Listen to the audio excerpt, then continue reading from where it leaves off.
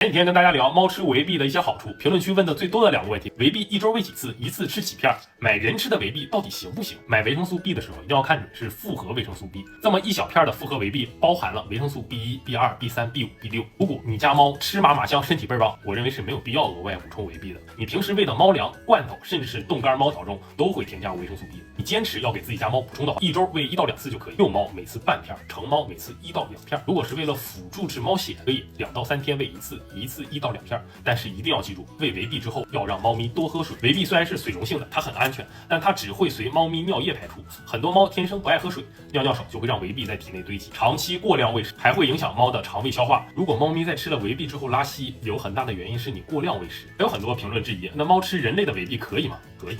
猫吃人类的复合维 B 是没有问题的，只不过人类的维 B 中会添加一些其他成分，这些成分是对猫有害的。买维 B 的时候需要留心一下维 B 的成分表，不要买添加了乙醇和酒石酸的复合维 B。只要猫没有吃这2种成分的维 B 就没有问题。一些猫吃人类维 B 呕吐腹泻，主要是主人买了含有酒石酸的复合维 B。虽然猫专用的维 B 不用担心有这些成分，但是也更贵。咱们养猫也要讲究一个性价比，买人用的维 B 只要看好成分是没有问题的。